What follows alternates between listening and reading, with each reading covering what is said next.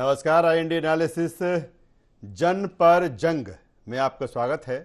मैं हूं राजेश सक्सेना। मध्य प्रदेश में इस समय यात्राओं पर जोर है और भारतीय जनता पार्टी और कांग्रेस अपनी अपनी यात्राओं को लेकर आगे बढ़ रही है। अगर हम भारतीय जनता पार्टी की बात करें तो भारतीय जनता पार्टी 3 सितंबर से जन आशीर्वाद यात्रा को लेकर अलग अलग स्थानों अंचलों पर पहुंच रही है। वहीं कांग्रेस ने अब जन आक्रोश यात्रा की शुरुआत की है। कांग्रेस कह रही है कि जनता के बीच में आक्रोश है, जनता के बीच में सरकार के खिलाफ नाराजगी है और इसीलिए वो जनता के बीच में पहुंच रहे हैं।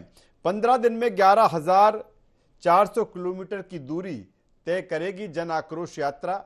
इससे पहले अगर हम भारतीय जनता पार्टी की जन आशीर्वाद यात्रा की हम बात करें, जो कह रही है कि हमने जनता के लिए, हमारी सरकार ने जनता के लिए काम किया है, इसीलिए हम आशीर्वाद यात्रा पर निकल रहे हैं, जनता का आशीर्वाद लेने निकल रहे हैं।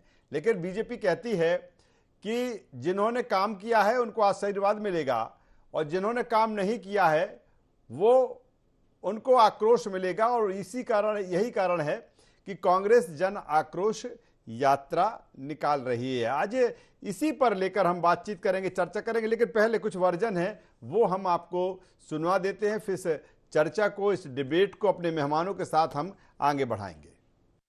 पिछले 18 वर्षों में जिस तरह से मध्य प्रदेश के हालात हुए हैं, आज मध्य प्रदेश में हर वर्ग परेशान है। किसान हो, नौजवान हो, महिलाएं हो, किसी भी वर्ग को देखें कोई संतुष्ट नहीं है। कांग्रेस पार्टी ने विगत कई वर्षों में जब दौरा किया, जनता के बीच में जाते हैं तो जनता की जो भावना है, जनता का जो आक्रोश है वो हमें दिखता है। मध्य प्रदेश की 230 विधानसभा में जनता के बीच में जाएंगे, क्योंकि आने वाले चुनाव में जनता ही फैसला करेगी इस मध्य प्रदेश का।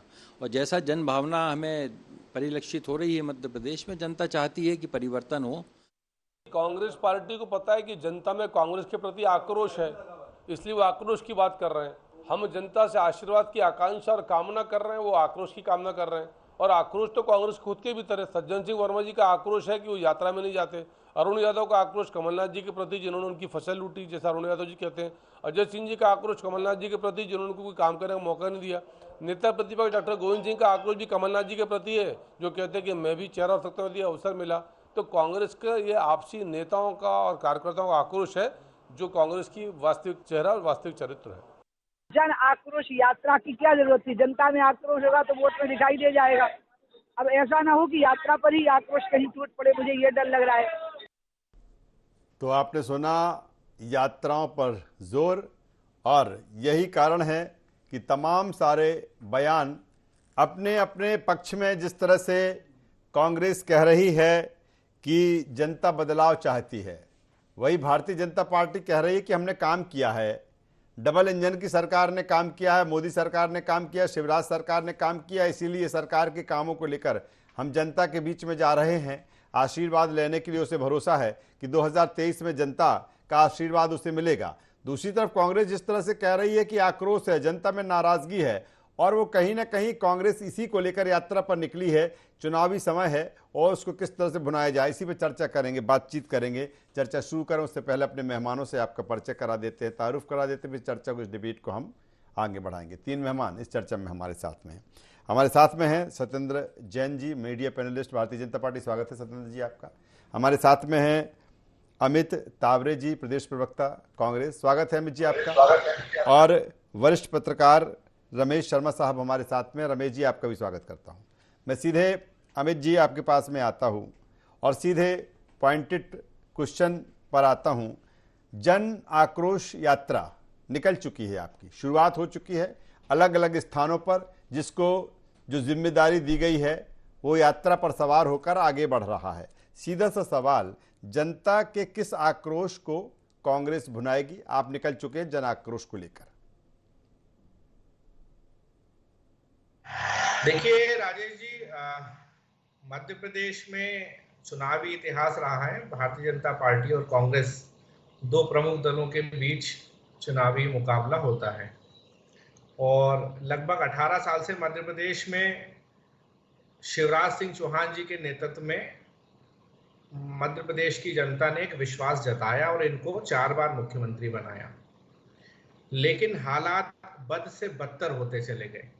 आप कल्पना करिए कि आज भी इनके किसी राष्ट्रीय नेता जो दिल्ली से आते हैं और या फिर इनके कोई प्रदेश के नेता हो या कोई भी इनके कार्यकर्ता भी हो, आज भी ये 2003 की बातें याद करते रहते हैं। इनका खुद का किया हुआ कुछ भी नहीं है। और मध्य प्रदेश को ऐसा कोई भी क्षेत्र नहीं है जिसमें इन्होंने जनता का शोषण ना किया हो। चाहे हम युवाओं की बात करें, युवाओं को किस तरीके से बेरोजगार बना दिया है। आज मध्य प्रदेश में हमारा युवा आत्महत्या करने को मजबूर है, ये आप और हम सभी लोग देख रहे हैं। महिला अत्याचार की स्थिति क्या है, ये आप हम सब लोग देख रहे हैं। महंगाई की स्थिति क्या है, आप और हम सब लोग देख रहे हैं। मैं कहीं बैठा हुआ था तो वो माताएं बहनें हमारे अशोकनगर में बात कर रही थी कि जब हमको जरूरत थी कोरोना के काल में, तब तो सिलेंडर जो है वो ब्लैक में मिला, 1400 तक का मिला, 1500 तक का मिला। अब जब मामा को जरूरत है हमारी तो 450 की घोषणा भी हो गई। हालांकि वो घोषणा कहाँ तक पूरी हो पाएगी ये कंफर्म नहीं है, लेकिन इस तरीके की एक सवाल यहाँ पर मैं कर लेता हूँ आपसे, मैं आता हूँ आपके पास में आऊँगा सत्येंद्र जैन साहब। एक सवाल छोटा सा और कर लेते, फिर मैं आपके पास में आ जाता हूँ। आप बार बार कह रहे हैं कि जनता बदलाव चाहती है, क्या किस तरह से ये आपका एनालिसिस है कि आपने जनता के मूड को परख लिया या तमाम सर्वे में ये आ गया कि नहीं जनता बदलाव चाहती है इसलिए आप ये कह रहे हैं? तो राजेश जी, आप एक बहुत वरिष्ठ पत्रकार के साथ साथ मेरे बड़े भाई भी हैं, बहुत कुछ मैं सीखता हूं आपसे। तो अपना एक जो छोटा सा मेरा विवेक है उसके अनुसार आपको बताना चाहूंगा कि जब 2018 का चुनाव हुआ था तो इनके तथाकथित चाणक्य जो है वो पार्टी के राष्ट्रीय अध्यक्ष हुआ करते थे और वो आए थे और वो कह के गए थे अब की बार 200 पार। जनता ने कहा अब की बार घर बैठो यार। डबल इंजन की सरकार को भी उन्होंने नकार दिया था जनता ने। तो जनता ने तो 2018 में जब इनका बहुत अच्छा समय चल रहा था भारतीय जनता पार्टी का, तभी कांग्रेस को मौका दे दिया था। अब तो पूरे देश में भारतीय जनता पार्टी ढलान पर है। कर्नाटक में हार गए, हिमाचल में हार गए। आता हूँ आगे की बात करूंगा। सत्येंद्र जैन साहब के पास में आऊंगा। सत्येंद्र जैन साहब, आप जन आशीर्वाद यात्रा पर सवार हैं, जनता के बीच में पहुंच रहे हैं, कह रहे हैं कि डबल इंजन की सरकार ने काम किया और उसी काम के अकॉर्डिंग हम आशीर्वाद लेने पहुंच रहे हैं। लेकिन कांग्रेस कह रही है कि जनता ने मन बना ली है, जनता में आक्रोश है, नाराजगी है और वो जन आक्रोश पर निकल चुके हैं। किस तरह से देखते हैं? देखिए राजेश जी, जिसकी जाकी रही भावना जैसी प्रभु मूरत देखी तिन तैसी, वह वाचा चरितार्थ होती है। और इनको जिसको जो लगता है, क्योंकि दरअसल हाँ, कांग्रेस के अंदर ही आक्रोश व्याप्त है, जनता में कोई आक्रोश व्याप्त नहीं है। और जिस प्रकार से भारतीय जनता पार्टी की 5 जगह से जन आशीर्वाद यात्रा अनवरत रूप से चल रही है, उसमें हमारे नेतागण जा रहे हैं आशीर्वाद लेने के लिए, और जिस प्रकार से जन समूह, अपार जन समूह हर क्षेत्र की यात्रा में उमड़ रहा है, भारतीय जनता पार्टी को आशीर्वाद दे रहा है, यह बिल्कुल प्रतिलक्षित करता है कि भारतीय जनता पार्टी को थंपिंग मेजॉरिटी से वह जिताने जा रही है, विजय श्री का आशीर्वाद देने जा रही है। क्योंकि हमने जो 20 साल में काम कर दिया वह 50 साल में मध्य प्रदेश जब से रहा स्वतंत्रता के पश्चात, और 1956 में जब मध्य प्रदेश बना, मध्य भारत प्रांत से हट करके जब मध्य प्रदेश 1956 में बना, तो 50 साल का जो कार्यकाल रहा उसमें कांग्रेस की सरकारें रहीं। और कांग्रेस ने जिस प्रकार से मध्य प्रदेश को बीमारू राज्य बनाया था, ये जनता ने भी देखा। और आज हमने उस बीमारू राज्य के टैग को, जो आशीष घोष प्रसिद्ध अर्थशास्त्री थे और राजीव गांधी जी प्रधानमंत्री हुआ करते थे, उनको दिया था और उस ध्वस्त कर दिया। और उसमें उन्होंने भी कहा था कि मध्य प्रदेश कभी बीमारू के टैग से बाहर नहीं निकलेगा। बहुत सारी अंतर्राष्ट्रीय एजेंसी, वित्तीय संस्थाओं ने ये रेटिंग देते थे। तो हमने उस मध्य प्रदेश को, जहां 70,000 करोड़ रुपए की राजस्व जीडीपी हुआ करती थी, सकल घरेलू आय हुआ करता था, मात्र 6-7 हजार करोड़ का हमारा राजस्व प्राप्त हुआ करता था पूरे मध्य प्रदेश का, आज हमने उस जीडीपी को 14 लाख करोड़ के आसपास कर दिया। इसी प्रकार से जो राजस्व है उसको भी लगभग 2.5 लाख करोड़ के आसपास कर दिया गया है। तो हमने एक आमूलचूल परिवर्तन किया मध्य प्रदेश के अंदर, जहां हमारे यहाँ मात्र 2000 मेगावाट की बिजली होती थी, आज 30,000 मेगावाट। आपने इतना कुछ किया, लेकिन अगर इस चुनाव की हम बात करें, जन आशीर्वाद यात्रा पहले भी निकली है, 13 में निकली, 18 में निकली, लेकिन वो कहते हैं कि इस बार आपको जरूरत पड़ेगी, पूरा केंद्रीय नेतृत्व लगा हुआ है।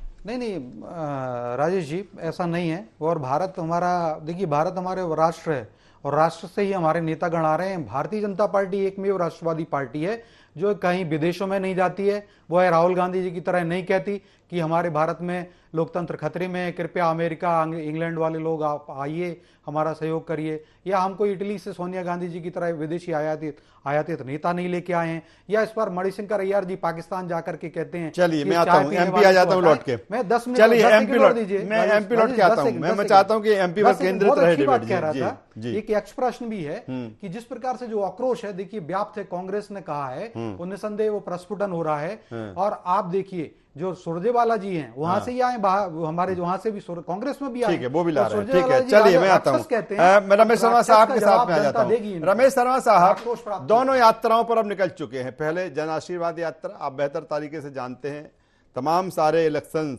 आपकी नजरों के सामने हुए हैं। सीधा सवाल इस बात को लेकर है कि इस तरह की जो यात्राएं हैं कितना इफेक्ट डालती हैं, और दूसरी तरफ जो दावे हो रहे हैं, कांग्रेस कह रही है कि उसने जनता को समझ लिया, पढ़ लिया, जान लिया, और धुनी सुनाई दे रही है उसके कानों में कि जो नाराजगी है, जो आक्रोश है, और यही कारण है कि उसको हालांकि भारतीय जनता पार्टी आशीर्वाद लेने निकली है, वो जन आक्रोश के जरिए आशीर्वाद लेने अब निकल चुकी है। किस रूप में देखें इन यात्राओं को? देखिए, मोटे तौर पर ये यात्राएं चुनाव के समय ऐसा निकलती ही हैं, और दोनों ही पार्टी अपनी अपनी स्थिति मजबूत करने के लिए ऐसी यात्राओं का आयोजन करते हैं। ये यात्रा नया वोटर बढ़ाएगी दोनों में से, चाहे वो आक्रोश यात्रा हो या आशीर्वाद यात्रा हो, नए वोटर को बढ़ाएगी, इसकी मुझे संभावना कम दिखती है। लेकिन इस यात्रा से 3 लाभ की संभावना उसमें ज्यादा दिखती है। एक तो इन यात्राओं से कार्यकर्ता एकजुट हो जाता है इस समय, क्योंकि कुछ भी हो, समय कुछ ऐसा है, दोनों ही पार्टियों में कार्यकर्ताओं की अपेक्षाएं कुछ ज्यादा है। वो ज्यादा अपेक्षा होने के कारण उनकी सक्रियता पर प्रभाव डालता है। तो ये जो यात्राएं हैं वो कार्यकर्ताओं को सक्रिय कर देती हैं, अपेक्षा का भाव उसका थोड़ा पीछे चला जाता है। एक बात तो इसमें ये होती है। दूसरी बात, इसमें इतनी जागृति आती है, जो जिस पार्टी का समर्थक मतदाता है वो कहीं ना कहीं अपना मतदान का प्रतिशत उसका बढ़ता है। मेरा एक आकलन राजेश जी ये है, इस समय जब हम लोग बात कर रहे हैं, मध्य प्रदेश का लगभग 99% मतदाता ऐसा होगा जिसने ये तय कर लिया है कि उसे किसे वोट देना है। उसमें से कुछ लोग भाजपा को जाएंगे, कुछ लोग कांग्रेस को जाएंगे, ये लगभग तय है।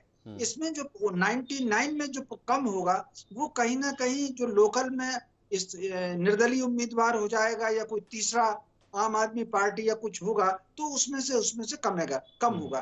तो ये जो यात्राएं हैं अपने समर्थक मतदाता को बांधने का काम सर, एक सवाल यहाँ पर है, एक छोटा सा सवाल और है सर यहाँ पर, वातावरण जैसा जो बनता है सर एक सवाल रमेश जी, एक सवाल ये है यहाँ पर कि इस बार 23 में तमाम सारे इलेक्शन हुए, लेकिन इस बार चुनाव में तमाम सारी चीजें कुछ अलग नजर आ रही हैं। क्योंकि अगर हम भारतीय जनता पार्टी की बात करें तो पूरा जो शीर्ष नेतृत्व है वो लगा हुआ है। जन आशीर्वाद यात्रा की जो डिजाइन है बिल्कुल अलग तरह की है। उसमें हरियाणा के भी सीएम आ रहे हैं, वहां पर उत्तराखंड के भी सीएम आ रहे हैं, असम के भी सीएम आ रहे हैं। अगर भाई हम कांग्रेस की बात करें, कांग्रेस ठीक है बड़ी देर से, भले देर से निकल रही है, लेकिन वो कम समय में 15 दिन में भारतीय जनता पार्टी से ज्यादा 11,400 किलोमीटर की यात्रा तय करेगी। तो 23 में कुछ नहीं लग रहा कि एक अलग तरह से, एक अलग अंदाज दिख रहा है इलेक्शन का मध्य प्रदेश में इस समय?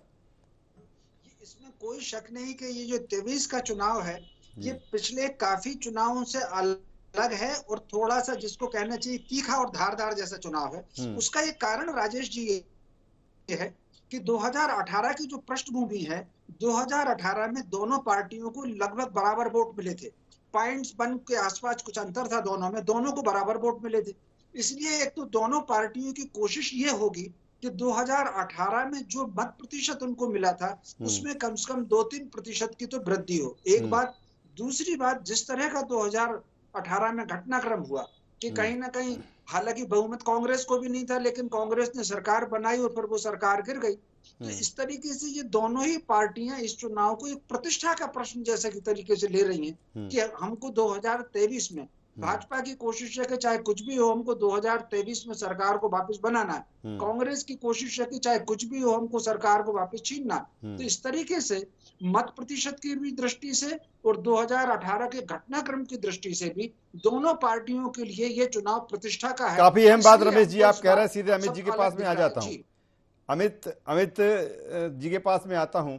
अमित जी, अगर ठीक है, मैं थोड़ा और आगे बढ़ा देता हूं। रमेश जी जो बात कह रहे हैं कि ठीक जनता पर कितना इफेक्ट होगा या जनता पर कितना समझा पाएंगे ये अलहदा है, लेकिन कहीं ना कहीं इससे आपका जो कार्यकर्ता है वो रिचार्ज होता है। जब किसी खेल फाइनल में जाते हैं तो उससे पहले खिलाड़ी जिस तरह से वार्म अप होता है उसी तरह की चीज़ें। लेकिन मेरे दो सवाल हैं आपसे मेरे, कि एक तो चूंकि 15 दिन का ही ये आपका पूरा एक कार्यक्रम है, 15 दिन में ये यात्रा आप पूरी करेंगी, क्या सिर्फ इन यात्राओं में प्रदेश सरकार या भारतीय जनता पार्टी की जो नकारात्मक चीजें हैं वो आप लेके यात्राओं में जाएंगे, या फिर कहीं ना कहीं एक विजन भी साथ साथ चलेगा कि कांग्रेस का ये विजन है, सरकार बनती है? मुझे लगता है कि अगर सिर्फ यात्रा पर निकलना है, रिचार्ज करना है कार्यकर्ताओं को, बात अलग है, लेकिन कहीं ना कहीं जब यात्रा पर निकले तो जनता कनेक्ट हो, उसके लिए कोई विजन भी होगा कांग्रेस का।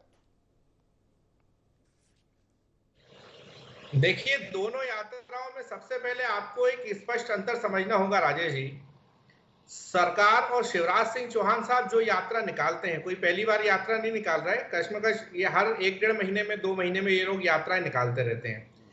इनकी यात्राओं की व्यवस्था ये होती है कि कलेक्टर और एसपी को सारी जिम्मेदारी दे दी जाती है, परिवहन विभाग के अधिकारियों की ड्यूटी लगा दी जाती है और इतनी बसें आपको भरकर लाना है। ये आप और हम सब देख रहे हैं जब से भारतीय जनता पार्टी की सरकार है। हमारी जो यात्रा है उसमें जनता का अभूतपूर्व समर्थन है, बगैर किसी सरकारी संसाधन के उपयोग के। जबकि कई जगह ये खबरें आ रही हैं, सरकारी अधिकारियों को सीधे निर्देश है कि लोगों को जुटने ना दिया जाए विपक्ष के कार्यक्रम में। तो मेरा कहना यह है कि 6 महीने पहले तक मध्य प्रदेश में भारतीय जनता पार्टी डूबती हुई नाव थी, अब डूब चुकी नाव है। 40 से ज्यादा नेता भारतीय जनता पार्टी छोड़कर जा चुके हैं। पहले लोगों को यह लग रहा था जब 2 महीने पहले अमित शाह जी आए थे कि बहुत बड़ी बात हो गई, अब तो कुछ ऐसा हो जाएगा वैसा हो जाएगा। अमित शाह जी के आने के बाद, इनके चाणक्य के आने के बाद तो और नेताओं ने लगातार तेजी से भारतीय जनता पार्टी छोड़ना चालू कर दिया। तो पूरी तरीके से स्पष्ट है। अभी उमा भारती जी का बयान आप देख लीजिए कि राष्ट्रवादी विचारधारा के लोग भाजपा के विरोध के कारण अन्य जगह जा रहे हैं। इसका मतलब आप समझ रहे हैं, उमा भारती जैसी जो इनकी सीनियर लीडर हैं, अटल आडवाणी उमा नाम आता था, जब रघुनंदन शर्मा जी जैसे लोग अपनी बात को खुलेआम कह रहे हैं, तो समझना चाहिए भारतीय जनता पार्टी को कि अब इनकी चला चली की बेला है। जनता ने भरपूर 4 बार आशीर्वाद दिया, अब आप बिल्कुल इनको बरगला नहीं सकते, कलाकारी की राजनीति नहीं कर सकते। और दूसरी सबसे मेन बात, अभी बैठे हुए हैं सत्येंद्र भाई, मेरे बहुत अच्छे मित्र हैं, मैं स्पष्ट तौर पर डंके की चोट पर बोल रहा हूं कि सरकार आई, जनता ने आशीर्वाद दिया, हमारे मुख्यमंत्री माननीय कमलनाथ जी होंगे। ये सत्येंद्र भाई बताएं कि यदि इनका मुख्यमंत्री का चेहरा कौन है, क्या बता सकते हैं? ये तो हमारा विजन पूरी तरीके से साफ है और कमलनाथ जी का काम 15 महीने की सरकार में जनता ने बहुत स्पष्ट तौर पर देखा भी है और हमारे काम को सराहा भी है।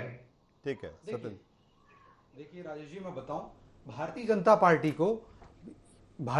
पार्टी को कांग्रेस खुद अपने आप क्या कहती रही, कमलनाथ जी बार बार कहते रहे अरे हम मुख्यमंत्री बन रहे हैं, हम मुख्यमंत्री बन रहे हैं, और आज तक वो सबसे बड़े शेख चिल्ली की तरह प्रसिद्ध हुए हैं, क्योंकि वो बार बार इनका ट्विटर हैंडल से हर जगह से उन्होंने घोषणा की कि 15 अगस्त को मैं बन रहा हूँ, 26 जनवरी पे। और आपको बता दूं, इनको तो मैं आपके माध्यम से कहना चाहता हूं, जो अजीज कुरैशी साहब ने कहा है कि राजेश जी थोड़ा आपके स्टूडियो से ही पानी भिजवा दीजिए जिसमें चुल्लू और पानी में डूब भरें, क्योंकि सनातन की बात करने को अजीज कुरैशी जी ने क्या कहा, अजीज कुरैशी जी ने कहा है कि कांग्रेस सनातन सेकुलर पार्टी है, और अगर सनातन की बात करती है तो कांग्रेस के समस्त नेताओं को चुल्लू और पानी में डूब मरना चाहिए। तो मैं आपके माध्यम से कहता हूं थोड़ा सा पानी इनको भिजवा दीजिए कमलनाथ जी को। और सारा वक्त कम, इतने समय में पानी भी नहीं जा पाएगा, चर्चा ही हो पाएगी, चर्चा जारी। मैं कह रहा हूं आपके माध्यम से हमने एक ही आह्वान किया है भारतीय जनता पार्टी ने जन आशीर्वाद यात्रा के माध्यम से कि यदा यदा ही धर्मस्य ग्लानिर्भवति भारत अभ्युत्थानम धर्मस्य तदात्मानं सृजाम्यहम् परित्राणाय साधूनां विनाशाय च दुष्कृताम् धर्म संस्थापनार्थाय संभवामि युगे। तो मध्य प्रदेश की जनता से हमने यही आह्वान किया है कि आप सभी भगवान कृष्ण बन जाए, भगवान राम बन जाए, और जो हमारी जनता को, भगवान रूपी जनता को राक्षस कहते हैं, जो कहते हैं, जो राक्षस कहते हैं, जो सनातन का विरोध करते हैं, इन कालनेमियों को, इन शिशुपाल जो प्रवृत्ति है, जो कांग्रेस की जो कंस प्रवृत्ति है, उस कंस प्रवृत्ति को मत के आधार पर ईवीएम में वोट दबा करके इनका समूल नाश कर दें। और यही बात हम कह रहे हैं और जनता सुन रही है, अप्रतिम आशीर्वाद दे रही है। निसंदेह देखिएगा आने वाले चुनाव में अभूतपूर्व आशीर्वाद मिलेगा भारतीय जनता पार्टी को, लगभग 200 सीटें मिलेंगी, आप देखिएगा। और हम एंटी इनकम्बेंसी को प्रो इनकम्बेंसी में बदल देंगे, हम एंटी इनकम्बेंसी को प्रो इनकम्बेंसी में बदल देंगे। और भारतीय जनता, अभी देखिए शिवराज जी मुख्यमंत्री हैं, आगे भी रह सकते हैं, आगे भी है, शिवराज जी मुख्यमंत्री आगे भी रहेंगे। चलिए, अब इतनी देर से सवाल पूछ रहे थे, कुछ आप अमित नोट करना चाहेंगे, फिर मैं आगे बढ़ूंगा रमेश जी के पास में। पहले आप अमित जी कुछ बोलना चाहेंगे? अमित जी देखिए, मेरा कहना स्पष्ट तौर पर है कि हमारे यहाँ आप लोग कुछ पत्रकार साथी भारतीय जनता पार्टी लगातार ये कहते थे कि हमारे यहाँ गुटबाजी है। अजय सिंह जी नहीं कह रहे हैं। देखिए राजेश जी, अरुण यादव अजीज कुरैशी जी की बात का ये लोग समर्थन करते हैं कि उनको बाहर निकाला। आप बताइए, जो कहते हैं अमित भाई वो ये कह रहे हैं, अमित भाई वो कह रहे हैं कि जो आप जन आक्रोश की बात कर रहे हैं, आक्रोश तो आपके पार्टी के ही भीतर, ये कह रहे हैं वो वही बात है। और या तो फिर कांग्रेस कार्रवाई करती है उनके ऊपर। देखिए, या तो चुल्लू पर पानी। अमित जी से ले लेता हूँ जो तो रहे। हमारे यहाँ जो गुटबाजी थी वो हमने भारतीय जनता पार्टी में भेज दी। अब आपको सारी गुटबाजी मुबारक हो। अरे अजीज कुरैशी जी कहाँ हैं? अभी कांग्रेस में नहीं है क्या? आप कांग्रेस के बाजू में दम नहीं मेरे मित्र, कांग्रेस के बाजू में अगर दम होती तो आज अजीज कुरैशी जी के ऊपर कार्रवाई करती है। अजीज कुरैशी जी को बात मान लेते, के पास में आ जाता हूं। कार्रवाई करती, रमेश जी एक्सपेल नहीं कर पाती। उमंग सिंगार ने जब विजय सिंह जी को ब्लैकमेलर बोला, उमंग सिंगार जी ने ब्लैकमेलर बोला, आज तक नोटिस दिया। चलिए, कोई कार्रवाई नहीं। मैं चाहता हूँ कि वक्त जो है उसके कांग्रेस की भुजाओं में दम नहीं है, उसमें ही रहकर, वक्त में रहकर ही अपनी बेहतर बात को जो हमारे दर्शक हैं ID24 के, उन तक पहुंचा सकते। सीधे रमेश जी के पास में आ जाता हूं। रमेश जी, ठीक है, आपने बेहतर बात की थी जब मैंने यात्राओं को लेकर कहा कि कहीं ना कहीं अपने कार्यकर्ताओं को रिचार्ज करना, वार्म अप करना, कि आप बस अब इलेक्शन में जाने वाले हैं तो पूरी तरीके से आप कमर कस लीजिए, अपनी बाजुएं खोल लीजिए और किस तरह से आपको आगे तेजी से काम करना है। क्या सर दूसरा ये भी एक वजह है, चाहे वो कांग्रेस हो चाहे भारतीय जनता पार्टी, मुझे लगता है भारतीय जनता पार्टी में ये चीज़ ज़्यादा लागू होगी कि कहीं ना कहीं तमाम सारे लीडर, उसमें सीनियर लीडर भी थे, कई लीडर थे जो ये कह रहे थे कि क्या भारतीय जनता पार्टी ने उनको जो एक्टिवनेस थी या जो उनके पास काम होना चाहिए वो काम नहीं थे, सभी को काम पर लगा के कहीं ना कहीं ये भी एक कोशिश की है कि चुनाव के समय सबकी पूछ परख कर ली जाए, सबको काम पर लगाया जाए कि जो बात डैमेज की आती है कहीं ना कहीं वो समय रहते कंट्रोल हो सके। निश्चित रूप से ये जो आपने बात कही ये बिल्कुल सही है। और इस समय दोनों ही राजनीतिक दलों में दो प्रकार के डैमेज का खतरा है। एक तो जिस तरीके से जो टिकट के आकांक्षी हैं उनसे तो खतरा, और दूसरा कोई टिकट का आकांक्षी नहीं है लेकिन वो उस चेहरे को पसंद नहीं करता, इसलिए इस बात का खतरा। तो ये दो प्रकार के खतरे दोनों पार्टियों के पास हैं। और एक जो तीसरा खतरा जो समय के साथ दोनों पार्टियों में आ गया कि कार्यकर्ता के पास काम कम है। आजकल अब चूंकि काम ऐसा सिस्टम हो गया है कि इवेंट कंपनियों को काम सौंप दिया जाता है, कहीं भी झंडे लगाने का काम, बैनर बनाने का काम, यहाँ तक कि और तो और मंच बनाने तक का काम दूसरों को सौंप दिया जाता है। वो जमाना चला गया जब कार्यकर्ता खुद ही दरी बिठाता था, मंच सजाता था, माइक से भीड़ को जुटाता था, ऑटो में या तांगे में बैठ करके प्रचार करता था, वो समय चला गया। तो काम जब भी किसी भी व्यक्ति के पास जब काम कम होता है तो उसमें नकारात्मक ऊर्जा आती है, और नकारात्मक ऊर्जा नकारात्मक विचारों को जन्म देती है। तो ये जो यात्राएं हैं ये दोनों प्रकार की नकारात्मकता को नियंत्रित करेगा। कहीं ना कहीं इन दोनों प्रकार के जो असंतुष्ट हैं या नाराज है उनमें ये भाव आएगा कि यार ठीक है, घर की बात घर की है, अपन को टिकट नहीं मिला तो ठीक है, लेकिन अब पार्टी का तो काम करना है। रमेश जी, बेहतर आप बात कर रहे हैं और मुझे लगता है कि ये भी एक एजेंडा है, एक मकसद है दोनों ही दलों का। और कहीं ना कहीं यात्राओं की जब बात करते हैं, आपने जो बहुत बेहतर बात कही है रमेश जी कि इस बार हमने भी देखा है, कई जन आशीर्वाद यात्रा भी मैंने कवर की हैं। दूसरी तरफ कांग्रेस को भी देख रहा हूं कि कांग्रेस भी कह रही है कि चेहरा नहीं देखना है, पंजा देखना है जो निशान है। और भारतीय जनता पार्टी भी कह रही है कि चेहरा नहीं देखना है, कमल का फूल है वो आपको देखना है और उसी के लिए काम करना है। जाहिर सी बात है, दोनों इस बात को लेकर जानते हैं कि जब समय समय जो पैटर्न बदल रहा है, जो चीज़ें बदल रही हैं, हर कोई चाहता है कि उसको टिकट मिले, वो चुनाव लड़े, लेकिन पार्टियों के सामने भी एक ही कैंडिडेट होगा, संभव होगा जिसको वो मैदान में उतारेंगे। तीनों मेहमानों का मैं यहाँ पर धन्यवाद करता हूँ, शुक्रिया करता हूँ। तो कुल मिलाकर जिस तरह से 2023 की जो लड़ाई है, जो जंग है और जन पर जिस तरह से फोकस दोनों हैं, भारतीय जनता पार्टी भी है, कांग्रेस भी है, यात्राओं के जरिए आगे बढ़ रही है, लेकिन आखिरकार अंत में जनता ही ये तय करती है कि किसकी नीतियां, किसका विजन, किसका एजेंडा, किसका घोषणा पत्र, संकल्प उसे पसंद आता है, फिर उसी के हिसाब से वो अपना वोट करती है। IND एनालिसिस में बस इतना ही। IND 24 पर खबरों का सिलसिला लगातार जारी है, अब बने रहिए हमारे साथ। नमस्कार।